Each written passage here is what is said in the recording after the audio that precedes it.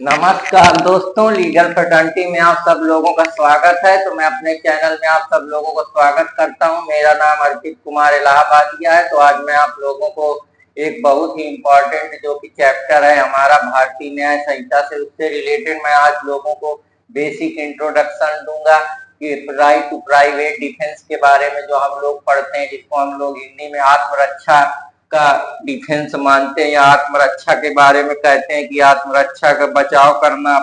या अपना खुद का बचाव करना, उसी से रिलेटेड मैं बात करूंगा। तो आशा करता हूं कि आप लोगों को ये पिक्चर पसंद आएगा। अगर कृपया पसंद आए तो मेरे चैनल को लाइक, सब्सक्राइब और कमेंट करते रहे और मेरे साथ जुड़े रहे और मुझे आशीर्वाद देते रहे। तो आशा करता हूं कि आप लोगों को पिछले लेक्चर पसंद आए होंगे जो मैंने पढ़ाए हैं। तो मैं यहाँ पे चलता हूँ प्राइवेट डिफेंस के मतलब। जैसा कि अगर हम लोग प्राइवेट डिफेंस के बारे में पढ़े तो हमने एक मूवी पढ़ी थी, आर्ट ऑफ सेल्फ डिफेंस, जो कि अमेरिकन मूवी है, जिसमें एक आदमी होता है वो हथियार न खरीदने की वजह से वो जूडो कराटे सीखता है ताकि वो अपने को प्रोटेक्ट कर सके, जिससे वो इस वजह से। तो ये एक प्रकार का जो राइट टू प्राइवेट डिफेंस है वो एक प्रकार का हमको अधिकार देता है कि अगर हमारी बॉडी को कोई इमीडिएट डेंजर हो रहा है या इमीडिएट थ्रेट कास हो रही है जिसकी वजह से हमारी डेथ हो सकती है, यहाँ कोई अथॉरिटी वहां पे मौजूद नहीं है, या जो हमारा स्टेट है हमको प्रोटेक्ट करने में, हमारी जो एक्सटर्नल इंजरी कास हो रही है किसी भी प्लेस पे, क्योंकि स्टेट हर जगह प्रोटेक्शन थोड़े दे सकता है। और सबसे बड़ी की जो हमारा लाइफ है वो बहुत इंपॉर्टेंट है। किसी भी ह्यूमन की अगर लाइफ खत्म हो जाएगी तो उसकी कोई वैल्यू नहीं बचेगी। तो इसलिए प्राइवेट डिफेंस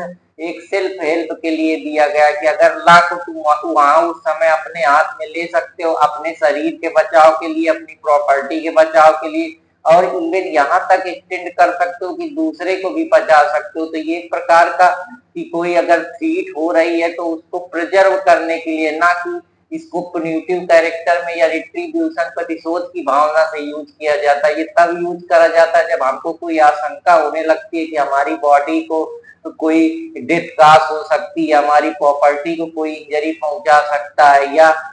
हमारे लाइफ को प्रॉब्लम हो सकती है, हमको हमारी सेफ्टी के लिए खतरा है, या हमको उसकी वजह से कोई मार सकता है, या हम बहुत इमीडिएट थ्रेट में है, तब हम इस प्रिंसिपल का यूज करते हैं। तो ये प्राइवेट डिफेंस एक प्रकार से हमको राइट देता है कि हम इसका यूज कर सकते हैं अगर हमको कोई भी थ्रेट या ऐसी कोई प्रॉब्लम हमारे बॉडी को कास होती है। क्योंकि आप ही समझिए, आप जिस संसार में रह रहे हैं, जिस सोसाइटी में रह रहे हैं, वहां सारे लोग एक दूसरे के साथ कोऑपरेशन कोऑर्डिनेशन पे रहते हैं। एक सोशल कॉन्ट्रैक्ट बना हुआ है, जैसे आप बोलते हैं, आप टीएच ग्रीन उसके बारे में बोलता है जो हम पॉलिटिकल ऑब्लिगेशन में पढ़ते हैं। तो वो एक सोशल कॉन्ट्रैक्ट इसीलिए से बना है कि जो बड़ा आदमी है, जैसे बड़े तालाब में छोटी मछली नहीं रह सकती है, तो वो एक कॉन्ट्रैक्ट बना के ऐसे सोसाइटी के लिए एक कॉन्ट्रैक्ट बना दिया गया। एक संविदा बनी है कि जो छोटा आदमी और बड़े आदमी को नहीं दबाएगा। अगर हम इसी को देखें तो हम एनालिटिकल जूरिस्प्रूडेंस में देखते हैं कि जो हमारे जेरमी बेंथम है या अस्टिन है, वो कहते हैं law of command of Soren. तो सोरेन की कमांड है कि वो ऐसे लॉ बनाए जिससे सोरेन जो लॉ को इस प्रकार से, क्योंकि सोरेन हमारा स्टेट है तो वो स्टेट की जिम्मेदारी है कि वो ऐसे कमांड इस तरीके से करे कि जो लॉ को कमांड में रख सके। वही से वो इस प्रकार से पॉजिटिव लॉ बनाता है। पॉजिटिव अथॉरिटी है जो हमारे सोसाइटी को सोशल कंट्रोल करके रखती है। वो एक सोशल डिवाइस है। वो कंट्रोल क्या है? वो कंट्रोल यही है कि हम सब लोगों को कंट्रोल कर रही, ताकि कोई किसी के खिलाफ विध्वंस न कर पाए। मान लीजिए अगर लॉलेस सोसाइटी हो जाए या कोई सोसाइटी ही ना हो या कोई कॉन्ट्रैक्ट ही ना हो, तो जो बड़ा आदमी या छोटे आदमी को मार देगा, तो जो प्राइवेट डिफेंस फिर आदमी क्या करेगा? बचाव के लिए कुछ ना कुछ तो यूज करेगा। तो उसी सेंस में ये प्राइवेट राइट हमको दिया गया ताकि हम अपनी बॉडी को प्रोटेक्ट कर सकें। जो हमको इमीडिएट थ्रेट कास होती है उससे हम अपने बॉडी को बचा सकते हैं, अपने लाइफ को बचा सकें, अपनी प्रॉपर्टी को बचा सकें। क्योंकि दो ही इंपॉर्टेंट इंडिविजुअल की सबसे इंपॉर्टेंट धरोहर या चीज है, एक तो उसकी लाइफ, दूसरी उसकी प्रॉपर्टी। दुनिया के जितने भी गेम, लड़ाई धंधे झगड़े होते हैं सब इन्हीं चीज को लेके होते हैं। कोई बड़ा बन जाता है तो उसकी लाइफ को मारने के लिए, उसकी प्रॉपर्टी को करने के लिए लोग उसके पीछे लग जाते हैं। तो यही सारी चीजें, जैसे थॉमस हॉब्स कहते हैं कि जो पहले का स्टेट ऑफ नेचर था वो बहुत ब्रूटिश था, नास्टी था। वहाँ जो बड़े लोग होते थे वो छोटे लोगों को दबा देते थे, तो उसके लिए वो सोशल कॉन्ट्रैक्ट बनाया गया जो हम उनकी लेवियाथन की किताब में पढ़ते हैं। तो आशा करता हूँ कि आपको इस तरीके से भी मैं समझा पाऊँ, तो अब आप लोगों को समझ में आया होगा। जैसे अगर आज के समय में देखा जाए तो जो बड़े बड़े लोग हैं वो कहे बाउंसर लेके चलते हैं अपने प्रोटेक्ट करने के लिए, उनको कहे रिवाल्वर दी जाती है, कहे उनके लिए आर्म का सुविधा दी गई है। अगर बॉडी इतनी इंपॉर्टेंट ना हो तो फिर उसकी जरूरत क्या है? अभी लॉरेंस बिश्नोई सलमान खान को ट्रीट कर रहा है तो क्या है वो प्राइवेट डिफेंस के लिए उसको बाउंसर दिए गए हैं, खुद के डिफेंस के लिए उसको बंदूकें दी गई हैं ताकि वो अपनी बॉडी को प्रोटेक्ट कर सके, साथ ही साथ दूसरों की भी रक्षा कर सके। तो आशा करता हूं तो ये जो राइट है ये तब यूज करा जाता है, ये प्रतिशोध की भावना से नहीं यूज करा जाता, ये उस तरीके से यूज करा जाता है जब आपको कोई थ्रेट काश हो, आपको कोई इमीडिएट डेंजर हो या कोई इंजरी काश हो जिसकी वजह से आपकी लाइफ खतरे में है, आपको कोई इंजरी काश हो रही, तब आप इसको डिफेंस की तरीके यूज कर सकते हैं। बचाव के लिए ये शील्ड का काम करता है, it is shield not a sword.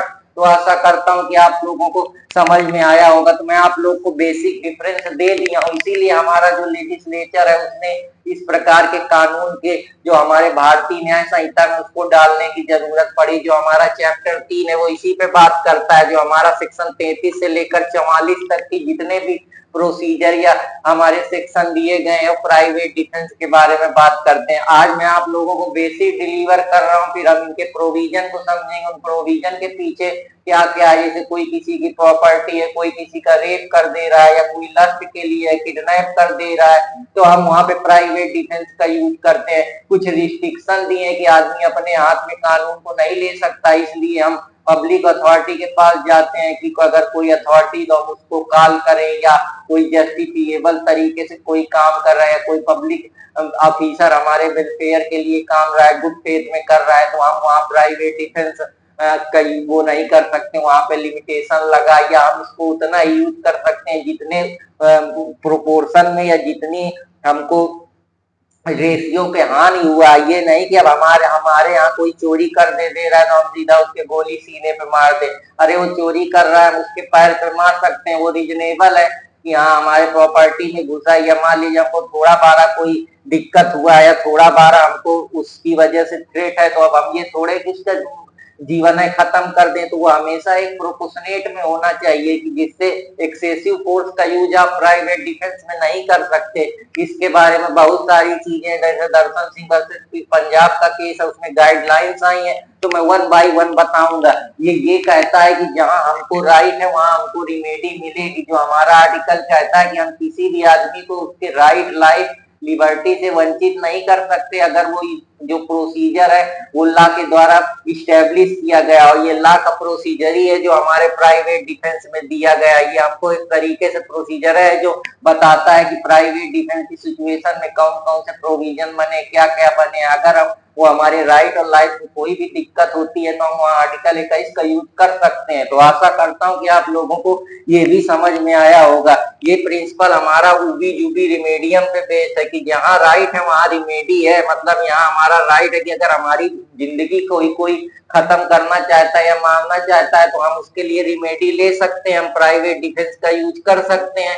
ये इक्विटी के प्रिंसिपल पे बेस्ड है, ये पब्लिक पॉलिसी की डॉक्ट्राइन है। ये पब्लिक जो हमारे अथॉरिटी है उन्होंने इस प्रकार की पॉलिसियां नीतियां बनाई है ताकि जो लोग एक दूसरे को मारते हैं अगर उनको कोई उनकी बॉडी को थ्रेट पहुंचाता है तो वो कुछ ऐसा प्रोटेक्शन के लिए शील्ड की तरह, या हम कह सकते हैं ना प्रतिशोध की भावना से, बट उसको प्रिजर्व करने के लिए, सेल्फ डिफेंस के लिए कुछ तो यूज कर सके जिससे वो अपनी लाइफ को बचा सके। तो उस पर्पज के लिए ये लाया गया। इसमें आप प्राइवेट डिफेंस दो इंपॉर्टेंट चीजें होती हैं, आपकी बॉडी एक सबसे इंपॉर्टेंट होती है, एक आपकी प्राइवेट प्रॉपर्टी होती है। उसी के लिए ये पूरा जो प्राइवेट डिफेंस है या अदर लोग जो है उसके लिए भी आप यूज कर सकते हैं। ये एक प्रकार का सेल्फ हेल्प है जो आपको खुद से आप अपनी सहायता कर सकते हैं। अगर वहां कोई अथॉरिटी नहीं है, स्टेट कोई प्रोटेक्शन नहीं दे पा रहा है या लॉलेसनेस की सिचुएशन है या कोई ऐसी दिक्कत है जहां प्रोटेक्शन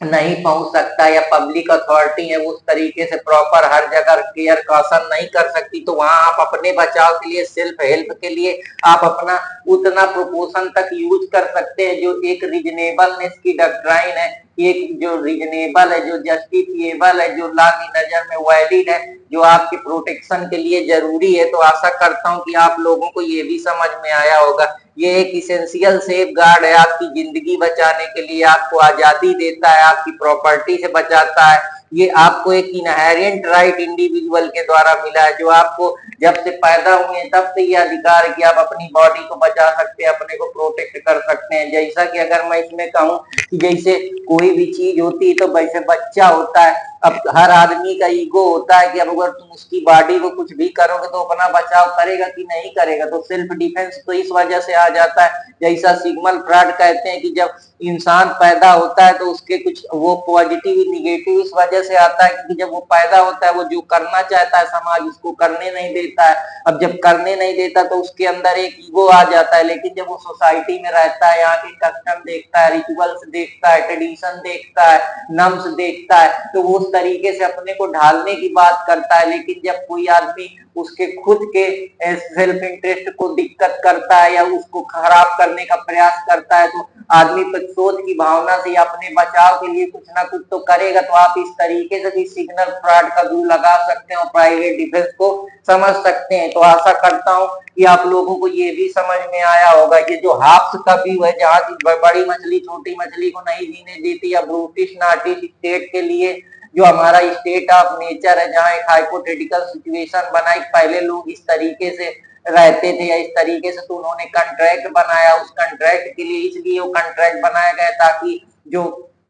छोटे लोग हैं उन वो भी अपना बचाव कर सके, तो इसलिए सोशल कॉन्ट्रैक्ट है। वैसे आज के जमाने में हमारा जो लेजिस्लेचर है, हमारा जो पार्लियामेंट है, उसने ऐसे प्रावधान बनाए कि कोई भी आदमी अपनी बॉडी और अपनी प्रॉपर्टी को प्रोटेक्ट कर सके। तो आशा करता हूँ जैसे ड्वाइट बिल्डो का कॉन्सेप्ट है पब्लिक एडमिनिस्ट्रेशन में, वो कहते हैं कि हमारे कुछ ऑब्लिगेशन होते हैं सोसाइटी के प्रति, अपने प्रति। तो हमारा अपने प्रति है कि हम अपनी बॉडी को बचाएं, अपने को वो करें, नेशन के प्रति, फैमिली के प्रति। तो इनका काफी जो इन्होंने अपना एक पब्लिक एडमिनिस्ट्रेशन में महारत हासिल करी, तो कभी अगर मौका मिलेगा तो मैं पढ़ाऊंगा। लेकिन मैं क्या क्या पढ़ाऊं, मैं एक ही एक चीज आप लोगों को अभी धीरे धीरे पढ़ा रहा हूँ। बस आप लोगों से उम्मीद और आशा करता हूँ कि लाइक सब्सक्राइब करते रहें। आपको मैं वो चीजें पढ़ाऊंगा जो कहीं नहीं मिलेंगी। अब कब हम इस राइट का यूज कर सकते हैं, तो आशा करता हूँ कि जो ये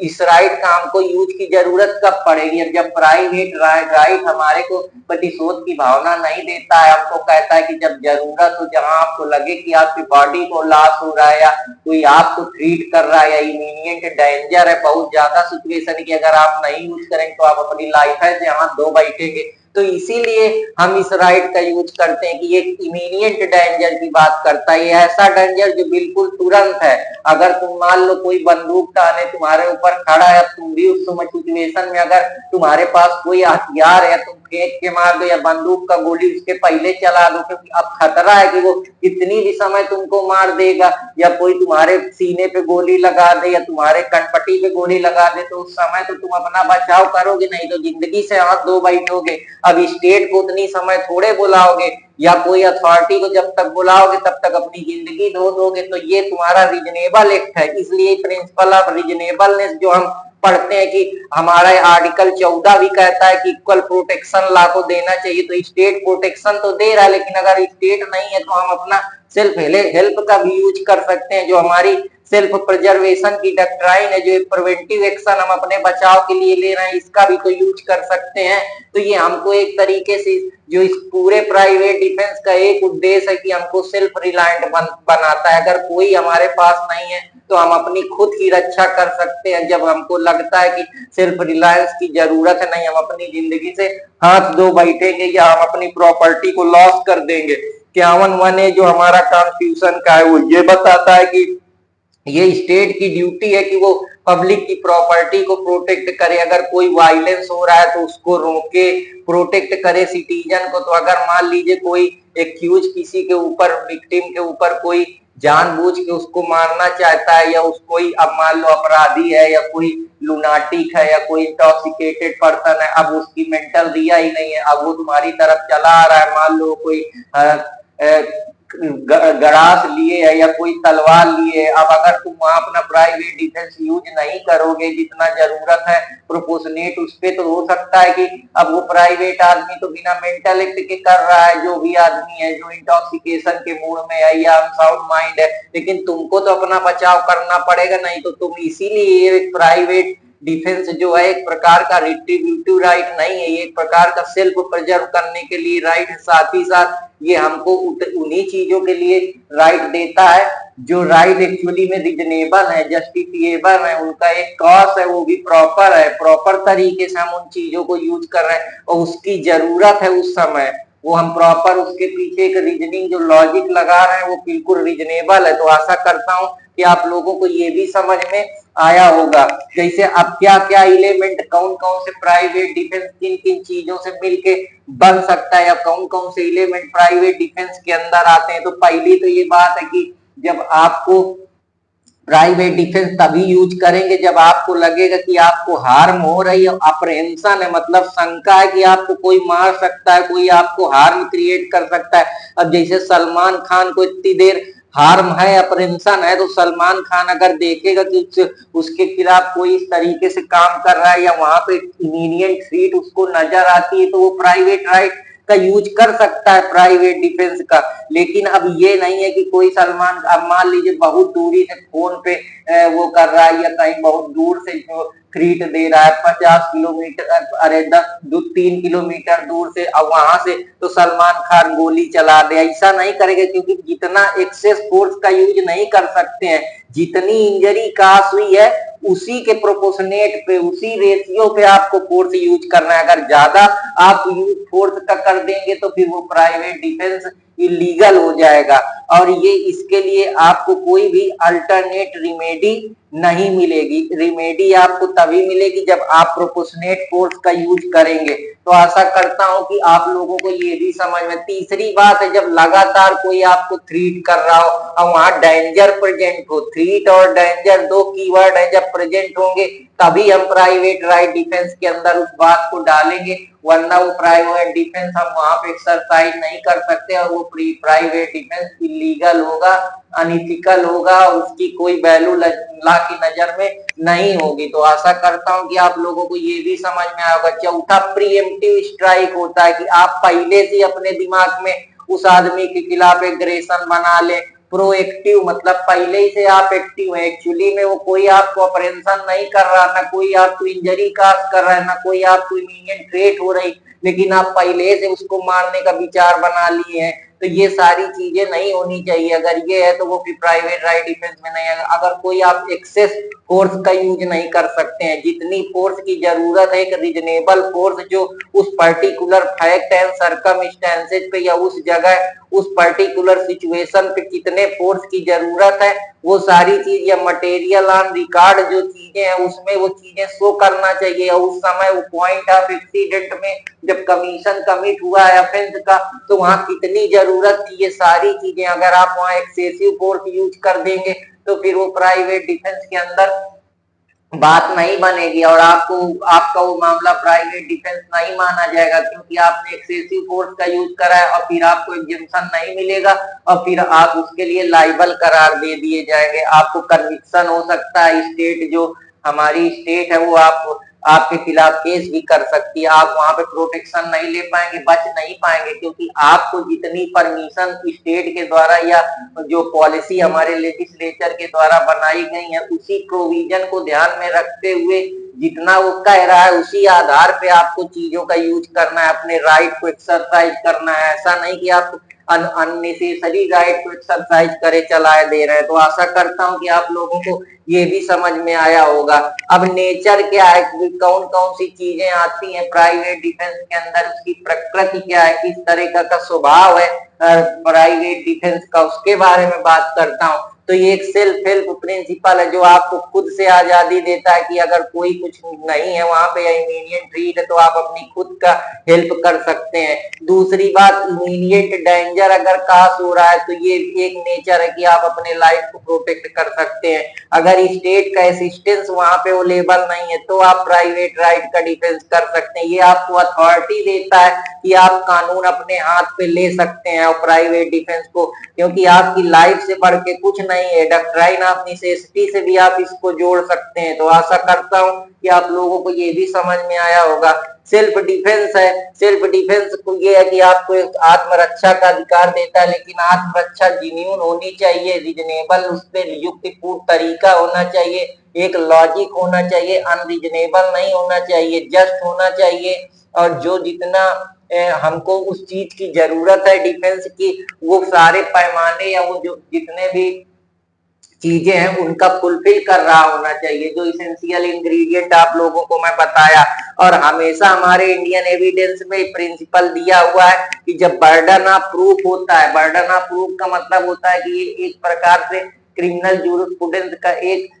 हम कह सकते हैं एविडेंस का एक इम्पोर्टेंट रूल है, जो कहता है कि अब अगर आप कह रहे हैं कि मैं एक्यूज को ये अधिकार दिया जाता है या एक्यूज को ये बताया जाता है कि वैसे जनरली हर केसेस में ये होता है कि स्टेट जो होता है वो बियॉन्ड रीजनेबल डाउट प्रूफ करता है। ये जिम्मेदारी प्रोसिक्यूशन की होती है, क्योंकि प्रोसिक्यूशन स्टेट के उससे मुकदमा करता है या एक्यूज, प्रोसिक्यूशन की जिम्मेदारी होती है कि अभियुक्त जो एक्यूज है उसके खिलाफ पूरे केस को वो करे, बनाए और उसको पूरी तरीके से जो उसके खिलाफ आर्गुमेंट करे और एक्यूज को बताए कि तुमने अपराध करा है। क्योंकि क्रिमिनल जूरिस्प्रूडेंस में ये होता है कि जो हमारा विक्टिम होता है वो अरे जो एक्यूज होता है वो गवाही नहीं दे सकता, जैसा हम 20(3) में पढ़ते हैं कि सेल्फ इंक्रिमिनेशन का वरना उल्लंघन हो जाएगा। तो जो अपराध करेगा अगर वही गवाही देगा तो फिर कैसे काम बनेगा। तो इसलिए हमारा जो स्टेट का इम्पोर्टेंट एजेंट होता है क्रिमिनल केसेस में वो होता है वकील, पब्लिक प्रोसिक्यूटर। तो ये प्रोसिक्यूटर की जिम्मेदारी होती है कि एक्यूज की हर बात को करीना जोड़ के जो रेस जस्टिस का प्रिंसिपल है या और आर्गूमेंट करके, ट्रायल करके, एविडेंस कलेक्ट करके, इसके बाद बियॉन्ड रीजनेबल डाउट करके गिल्टी, अगर वो एक्यूज गिल्टी मानता है तो ठीक है, नहीं तो उसको डिफेंस को सुनने का मौका दिया जाए। सारी बातें होने के बाद, मटेरियल ऑन रिकॉर्ड आने के बाद, अपना जज पूरा रीजनेबल माइंड लगाने के बाद और एक्यूज और जो हमारा प्रोसिक्यूशन है वो अपने एविडेंस देने के बाद जज ये डिसाइड करेगा कि एक्चुअली में अपराधी है वो या नहीं है। तो ये सारी चीजें तो ऐसे बर्डन ऑफ प्रूफ हमेशा, क्योंकि जो जनरल एक्सेप्शन होता है वहां एक्यूज ये बता सकता है कि मैं इस चीज में जनरल एक्सेप्शन में आता हूँ, मतलब मैंने ये जो भी एक्ट करा है वो मैंने अपने प्राइवेट डिफेंस के उस पे करा है। तो जहाँ पे जो प्राइवेट डिफेंस के मामले होते हैं वहां बर्डन ऑफ प्रूफ में हमेशा जो एक्यूज को ये अधिकार दिया जाता है कि वो अपना डिफेंस ले सकता है। तो बर्डन ऑफ प्रूफ एक प्रकार का बर्डन होता है जो एक्यूज को दिया जाता है कि वो अपना डिफेंस बनाए और प्रूव करे। तो ये एक एविडेंस को मजबूत करने का, एक्यूज को एक प्रोटेक्शन देने का एक लेजिस्लेचर की जरा से प्रोटेक्शन मिला हुआ है, उसको बचाव के लिए एक इम्पोर्टेंट शील्ड की तरह है जो वो इसका इस हथियार का यूज कर सकता है। तो आशा करता हूं कि आप लोगों को ये भी पसंद आया होगा। कभी कभी लोग इस सेल्फ डिफेंस का मिसयूज कर देते हैं, जैसे सेल्फ प्रोटेक्शन के लिए ये जनरली दिया जाता है कि आप अपनी बॉडी को प्रोटेक्ट कर, लेकिन कभी कभी लोग एक्ट ऑफ एग्रेशन में जाके बिना कोई बात के भी जबरदस्ती अब प्राइवेट डिफेंस का मिसयूज करते हैं, किसी के ऊपर गोली चला देते हैं, जबकि कई सारी चीजों में हालांकि ला भी है इस चीज पे नहीं कि कितने एक्सटेंट तक डेथ कास्ट की जाए, ये बस दिया है कि डेथ इस एक्सटेंट तक कास्ट हो सकती है। तो इस वजह से इस सारी चीजों के लिए भी कुछ और नए नए चीजें या कुछ और अमेंडमेंट करने की जरूरत है, या और पॉलिसी बनाने की जरूरत है, या और जो पब्लिक ऑर्डर है उसको मजबूत करने का, टेक्नोलॉजी का एडवांसमेंट करने का, सोशल चेंज करने का, साथ ही साथ जो सीसीटीवी नेटवर्क मॉडल है, क्राइम ट्रैकिंग नेटवर्क सिस्टम, उसके जरिए या एविडेंस को मजबूत करने की जो नई नई टेक्नोलॉजी है, या हमारा फॉरेंसिक एक्सपर्ट जो है, फॉरेंसिक साइंस है, उसको भी बढ़ावा देना चाहिए, जिसकी वजह से हम कोई किसी भी उस पे एक्यूज जो है उसको हम बियॉन्ड रीजनेबल डाउट प्रूव कर सकें, और ये जो मिसयूज कमिट हो जाते हैं हमारे लैक ऑफ मैकेनिज्म की वजह से, उसको हम एक प्रॉपर तरीके से रीजनेबल तरीके से हम एक्यूज को विदाउट रीजनेबल डाउट प्रूव कर सके। तो आशा करता हूं कि आप लोगों को ये भी समझ में आया होगा। अब हम पोजीशन प्राइवेट डिफेंस की देखते हैं कि आवर कंट्री में ये जो सेल्फ डिफेंस की बातें हैं वो किस तरीके से होती हैं, या कौन सी, जैसे अमेरिकन लॉ है तो अमेरिकन लॉ का जितना भी प्राइवेट डिफेंस है वो प्रिंसिपल ऑफ रीजनेबलनेस पे बेस्ड है कि जितना भी आप फॉर्म डिफेंस देंगे वो एक रीजनेबल होना चाहिए, प्रॉपर होना चाहिए, उसमें कोई भी ऐसा एक्ट आप ना करें, नहीं तो आपको राइट नहीं मिलेगा। आप इस राइट का तभी यूज कर सकते हैं जब आपको डेंजर है या इमीडिएट थ्रेट प्रेजेंट है उस समय की, हाँ आपको पता है कि अगर आप अब नहीं यूज करें तो आपको कोई मार देगा या आपको इमीडिएट थ्रेट काज कर देगा या आपकी बॉडी को बहुत ज्यादा खतरा है, तभी आप, तो इसी वजह से जो रीजनेबल है, एक रीजनेबल माइंड के साथ हम कह सकते हैं हम इस प्रिंसिपल का यूज करते हैं। इस प्रिंसिपल का यूज करने का मतलब रीजनेबलनेस होना चाहिए, उसमें एक सही पता होना चाहिए कि क्या सही इस particular situation of fact and circumstances पे या इस पर्टिकुलर पॉइंट पे कौन सी चीजें जरूरी है, किस हद तक जरूरी है, तो वो सब चीजें इंपॉर्टेंट रोल प्ले करती हैं। एक जस्टिफिएबल काज जो है वो बन रहा होना चाहिए, उसके पीछे जो कर रहे हो आपके पास जस्टिफाइड प्रूफ होना चाहिए उस चीज का कि मैं इस बेसिस पे कर रहा हूँ, इसलिए मैं इस रीजनेबलनेस प्रिंसिपल के अंदर आता हूँ। तो ये रीजनेबलनेस का बड़ा इंपॉर्टेंट रोल है, जैसा आप लोग आर्टिकल 14 में भी पढ़ते हैं प्रिंसिपल ऑफ रीजनेबलनेस के बारे में इंडियन कॉन्स्टिट्यूशन, जहाँ इक्वल प्रोटेक्शन ऑफ लॉ की हम बात करते हैं, तो ये रीजनेबलनेस का प्रिंसिपल आता है। तो आशा करता हूँ जैसे हम अरुणा बासिन के केस में इसके बारे में बात करते हैं, रीजनेबलनेस का प्रिंसिपल काफी इंपॉर्टेंट है, और भी ये कई जगह लगता है। अनवर अली के उसमें भी कि ऑब्जेक्ट आप क्या अचीव करना चाहते हैं, आपका उद्देश्य क्या है, कनेक्शन किस तरीके से है, उसके पीछे क्या लॉजिक है जो ये आप डिस्टिंक्शन बना रहे हैं अलग से, ये किस बेसिस पे बना रहे हैं, तो ये भी सारी चीजें इंपॉर्टेंट रोल प्ले करती हैं। तो आशा करता हूं कि आप लोगों को ये भी समझ में आया होगा। इंग्लिश लॉ में क्या है, इंग्लिश लॉ में आप इस राइट का तभी यूज कर सकते हैं जब इंजरी एक्यूज के द्वारा काज की गई हो या इंजरी काज की हो गई हो एक्यूज को, या थ्रेट हो उस समय की हाँ उसकी सेफ्टी को दिक्कत है और या बहुत ज्यादा परेशानी में है, या जो भी उसने इस एक्ट को करा है वो सारी चीजें एक्ट इन गुड फेथ में ना हुई हो। अगर ये सारी चीजें हैं तभी हम कह सकते हैं कि हम उस प्राइवेट डिफेंस को ध्यान में रखेंगे कि कितना इंजरी इसकी वजह से कास हुआ है एक्यूज के द्वारा, एक्यूज को कितना कास हुआ है, क्या थ्रेट था या सेफ्टी थी उतनी समय या नहीं थी। अगर ये सारी चीजें प्रॉब्लम क्रिएट हो रही है तो इंग्लिश लॉ हमको प्राइवेट डिफेंस का अधिकार देगा, वरना नहीं देगा। जैसा केस हमारे इंडियन केस में Ram Swaroop versus state of UP का केस है, इसमें कहा गया था कि जो प्राइवेट डिफेंस है वो आपको प्रतिशोध के लिए नहीं है कि आप बस किसी के ऊपर गुस्सा हो गए, कोई झगड़ा हो गया, कोई लड़ाई दंगा हो गया तो बस गोली तान दो, रेट्रीब्यूशन के प्रतिशोध की भावना से नहीं है। ये हमेशा आपको प्रोटेक्शन के लिए दिया गया, ये आपको प्रोटेक्ट करने के लिए दिया गया, ये एक तरीके से स्वार्ड की तरह नहीं है, ये शील्ड की तरह, ये एक सुरक्षा कवर की तरह है, ना कि तलवारबाजी की तरह कि किसी को मारना है। ये जस्टिफाई करना चाहिए कि जो एक्ट ऑफ एग्रेशन है वो पूरी तरीके से जस्टिफिएबल होना चाहिए, ऐसा नहीं कि बस आप प्रतिशोध की भावना पे उस चीज का आप राइट टू प्राइवेट डिफेंस का यूज कर दे। तो ये राम स्वरूप के केस में यही कहा गया था कि जो राइट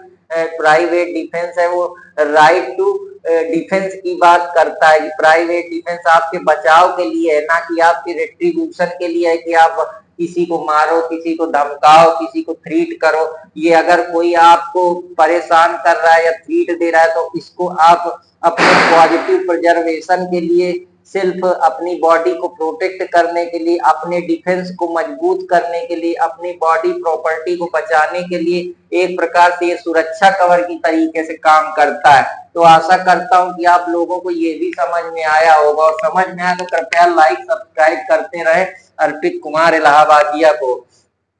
तो अब चलता हूं कुछ इंपॉर्टेंट केस ला है जो कि जिसके कुछ इसेंशियल इंग्रेडिएंट है कि कहाँ कहाँ पे हम प्राइवेट डिफेंस यूज कब कर सकते हैं, कौन कौन सी चीजें सुप्रीम कोर्ट के द्वारा दी गई है, उसके बारे में मैं डील करता हूँ। तो ये जो दर्शन सिंह वर्सेस पंजाब का केस है, इसमें प्राइवेट डिफेंस से रिलेटेड कुछ गाइडलाइंस आई है। इसमें ये कहा गया है कि जो सेल्फ प्रिजर्वेशन एक इम्पॉर्टेंट ह्यूमन इंस्टिंक्ट है कि आपको अगर अपनी बॉडी को प्रिजर्व करना है, अपने को बचाना है, तो आप प्राइवेट डिफेंस का यूज कर सकते हैं, क्योंकि सेल्फ प्रिजर्वेशन से बढ़ के कुछ नहीं है। जब आप नहीं बचेंगे तो फिर कोई मतलब नहीं बचेगा। आप अपनी बॉडी को प्रिजर्व कर सकते हैं। अगर आपको लगता है कि आपको कोई थ्रेट पहुंचा रहा है या इमीडिएट डेंजर है लाइफ, लिम्ब, प्रॉपर्टी को, तो आप इसका यूज कर सकते हैं। दूसरा, इसका यूज तभी होगा जब इमीडिएट डेंजर होगा, तुरंत आपको खतरा है कि हमको कोई मार सकता है, तब आप प्राइवेट राइट का डिफेंस का यूज कर सकते हैं। तीसरा ये है कि रीजनेबल अप्रहेंशन, आपको एक रीजनेबल तरीके से पता चल जाए या आपको शंका हो जाए कि यहाँ पे रीजनेबल अप्रहेंशन है। रीजनेबल अप्रहेंशन का मतलब है कि ये इनफ है। अगर आपको इतना पता चल जाए कि यार मेरी जिंदगी के लिए खतरा है, या आपको रीजनेबल तरीके से शंका हो जाए कि मुझे कोई निपटा देगा या मार देगा या मेरी प्रॉपर्टी को कोई क्षति पहुंचा देगा, तो आप इस डिफेंस का यूज कर सकते हैं। चौथा, प्राइवेट डिफेंस तभी शुरू होगा, उसी समय से शुरू हो जाएगा जब से आपको रीजनेबल अप्रहेंशन एराइज हो जाएगी। आपको शंका होने लगेगी कि यार जैसे ही आपको पता चल कि मुझे कोई मार देगा, जैसे मैं चला जा रहा हूँ रोड में, अब मेरा दुश्मन है वो घात लगाए बैठा है गाड़ी का, मैंने जान लिया कि यार ये उतर के हमको मारने वाला, या बंदूक जैसे ही निकालने वाला था वैसे मैंने उसको गोली मार दी, अब वो मर गए, तो मुझको रीजनेबल अप्रहेंशन है, शंका है कि यार ये मेरे लिए बैठा बना है। तो ये फैक्ट एंड सर्कमस्टेंसेस पर पता चलेगा। कुछ और कड़ियां जुड़ेंगी, या हम कह सकते हैं कुछ और जो इम्पोर्टेंट कोरोबरेशन है उसके जरिए, मटेरियल ऑन जो रिकॉर्ड है उसके सामने, या कुछ ऐसी परिस्थितियां उनसे हम पता लगा पाएंगे कि ये रीजनेबल अप्रहेंशन हमको हो रहा है यहाँ पे। तो आशा करता हूँ हमेशा जो फोर्स यूज होगा वो प्रोपोर्शनेट में ही होगा, कि जितना आपको क्षति हो रही है, जितना आपको अप्रहेंशन है कि मुझे इससे इतनी क्षति हो सकती है, आप फोर्स का उतना यूज करेंगे। अब ये नहीं कि आपके घर में कोई आदमी आया, अब वो छोटी मोटी चोरी कर रहा है, या आपको पता है कि यार 100 रुपया चोरी, तो अब आप उसके सीधा गोली सीने में मार दें। अरे वो 10 रुपया 50 रुपया का चोरी कर रहा है या 1000 का चोरी कर रहा है, तो आप उसके पैर में मार सकते थे गोली, या उसको कुछ ऐसा कर सकते थे जिसकी वजह से वो घायल हो जाता, वहां सीधा उसकी लाइफ को ही खत्म कर देना। तो ये अनजस्टिफिएबल तरीका है, और इस तरीके में आपको प्राइवेट डिफेंस नहीं मिलेगा। तो आशा करता हूं कि आप लोगों को ये भी समझ में आएगा। तो पहला हमने सिर्फ प्रिजर्वेशन पढ़ा, दूसरा हमने पढ़ा कि अगर कोई इमीडिएट डेंजर है तो यूज कर सकते हैं, तीसरा रीजनेबल अप्रहेंशन, हमको शंका है तो इनफ है, चौथी चीज है कि जैसे हमको पता चल रहा है कि रीजनेबल अप्रहेंशन हो रहा है तो हम उस चीज को तुरंत प्राइवेट डिफेंस को कमेंस कर सकते हैं। पांचवा, जितना फोर्स की जरूरत है उतना ही होगा, प्रोपोर्शनेट उस पे होगा, डायरेक्टली जितना हम उस पे फोर्स का यूज कर रहे हैं उसी इंजरी भी उतनी ही होनी चाहिए, नहीं कि इंजरी का जो इनवर्स प्रोपोर्शन नहीं होना चाहिए, डायरेक्टली प्रोपोर्शनल होना चाहिए फोर्स के। तो आशा करता हूं कि आप लोगों को ये भी समझ में आया होगा। जो एक्यूज है वो does not prove the exist of private defence beyond reasonable doubt. इसको ये नहीं है कि जो एक्यूज है वो उसको बियॉन्ड रीजनेबल डाउट प्रूव करने दे, बस वो इतना बता देगा कि ये प्राइवेट डिफेंस में हम आते हैं, हमको ये डिफेंस हम इस वजह से ले सकते हैं क्योंकि जो बर्डन ऑफ प्रूफ बताता है कि एक्यूज के पास ये अधिकार है कि वो अपना डिफेंस बना सकता है, तो इस वजह से एक्यूज उसको बियॉन्ड रीजनेबल डाउट नहीं प्रूव करेगा, बस इतना बता देगा कि हम इस डिफेंस के अंदर आते हैं। आठवां है कि जो प्राइवेट डिफेंस है वो कभी रॉन्गफुल एक्ट के लिए नहीं होगा, कि अब आप मान लीजिए किसी घर में चोरी कर दे रहे हैं, किसी की डकैती कर दे, किसी को मार दे रहे हैं, फिर प्राइवेट राइट डिफेंस के लिए जा रहा है। ये सिर्फ आपके बचाव के लिए है। जब आपको कोई प्रॉब्लम होती है एक्यूज के द्वारा या किसी के द्वारा, जहां आपकी लाइफ को थ्रीट होता है, आपकी बॉडी को थ्रीट होता है, आपकी प्रॉपर्टी को थ्रीट होता है, तो private defence only wrongful act private defence only wrongful act is offence. अगर मान लीजिए प्राइवेट डिफेंस आप कोई रॉन्गफुल एक्ट कर रहे हैं तो वो ऑफेंस है, क्योंकि लॉ कभी ऑफेंस के लिए थोड़े हमको अधिकार देती है, वो तो हमको बचाने के लिए अधिकार दी है, हमको अपनी बॉडी को प्रोटेक्ट करने के लिए अधिकार दिया। अब आप मान लीजिए एक्यूज है, अब कोई ऑफेंस क्रिएट कर रहा है, किसी घर में चोरी कर रहा है, किसी के घर में डकैती कर रहा है, तब वहां वो थोड़े चला जाएगा कि नहीं हमको भी दे दो कि हमारी बॉडी को नुकसान है, हमारी प्रॉपर्टी को, क्योंकि वो खुद ऑलरेडी अपराधी है। कानून कभी किसी अपराधी का समर्थन थोड़े करेगा, वो तो हमेशा उसके लिए पुनिटिव एक्शन बनाता है, क्योंकि अपराधी तो स्टेट के लिए खतरा है। तो इस वजह से हम कह सकते हैं कि रॉन्गफुल एक्ट के लिए कभी आपको प्राइवेट डिफेंस नहीं मिलेगा। अब कुछ इसके ये हैं। अब आठवीं चीज है कि अगर आपकी रीजनेबल डेंजर हो रहा है या आपको लग रहा है कि आप अपनी लाइफ को कास्ट कर दें, लूज कर देंगे, या लिंब को खतरा है, तो आप इस राइट का यूज कर सकते हैं। या आपको लगता है कि आपके लिंब, लाइफ और हेल्थ, इन सारी चीजों को समस्या हो रही है और ये डेंजर जो है वो रीजनेबल है, आपको युक्तिपूर्ण तरीके से लग रहा है कि ये डेंजर जो है खतरनाक है, ये मेरी लाइफ को लूज कर सकता है या मैं मर सकता हूँ, तो उस केस में भी आप प्राइवेट डिफेंस का यूज कर सकते हैं। ये दर्शन सिंह वर्सेस पंजाब के केस में कहा गया था।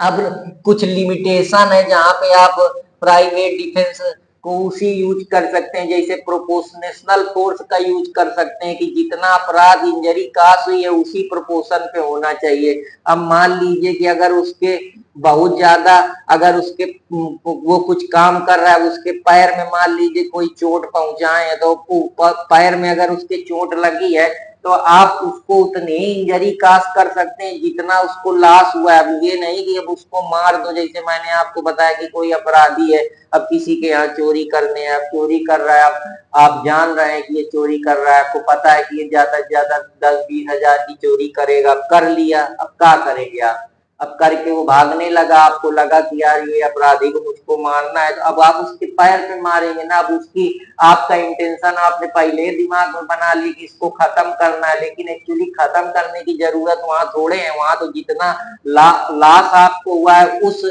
एक आप प्रोपोर्शन पे फोर्स यूज करते ना, तो आप उसके पैर पे मारना चाहिए, लेकिन आपने उसको मार दिए, तो वो फिर प्राइवेट डिफेंस में नहीं आएगा। लिमिटेशन यही है कि प्रोपोर्शनेट फोर्स का हमेशा यूज होना चाहिए और टाइम बाउंड में होना चाहिए। जिस समय आपको लग रहा है कि आपकी बॉडी को खतरा है, आपकी प्रॉपर्टी को खतरा है, उसी टाइम पे, एक रीजनेबल टाइम पे, एक जो प्रॉपर समय होता है कि उस चीज को एक्सरसाइज करना है, वो उसी समय होना चाहिए। आपको ये रीजनेबल बिलीफ होना चाहिए कि हाँ ये काम मेरे को इसी समय उस समय लग जाना चाहिए कि हाँ, तब आप इस चीज पे आपको डिफेंस मिलेगा। चौथी बात है कि डेडली फोर्स का यूज नहीं करना है। अगर आप डेडली फोर्स का यूज करते हैं तो फिर ये इसमें लिमिटेशन है कि वो लिमिट मिल जाएगी उसको।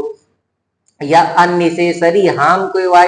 अवॉइड करना है, ये नहीं कि किसी को अननेसेसरी हार्म कर दो। इन सारी चीज में लिमिटेशन है कि आप डेडली फोर्स का यूज नहीं कर सकते, जितना फोर्स की जरूरत है उतना यूज करेंगे। दूसरी बात है, आप अननेसेसरी हार्म किसी को नहीं काज करेंगे, जितना जरूरी है उस पर्टिकुलर सरकमस्टेंसेज पे, उस पॉइंट ऑफ टाइम पे उतना ही यूज करेंगे। तो उसके अलावा आप एक्स्ट्रा फोर्स अगर यूज करेंगे तो फिर आप प्राइवेट डिफेंस को नहीं क्लेम कर पाएंगे। तो आशा करता हूं कि आप लोगों को ये बेसिक पसंद आया होगा, और अगर पसंद आया तो कृपया लाइक सब्सक्राइब करते रहें। तो फिर आप लोगों को कुछ नया अच्छा टॉपिक पढ़ाऊंगा इसी से रिलेटेड। तो ये आज बेसिक लेक्चर है कि प्राइवेट डिफेंस होता क्या है, कैसे काम करता है, कहाँ कहाँ मिलता है, क्यों इसकी जरूरत पड़ी, इसके पीछे का क्या लॉजिक है, और हमारे जो लेजिस्लेचर है उसने इसको क्यों लाया। तो मैं आपको कई सारी चीजें, तो अब आपको बेसिक आइडिया लग गया होगा। अब हम ये देखेंगे कि कहाँ कहाँ प्राइवेट राइट का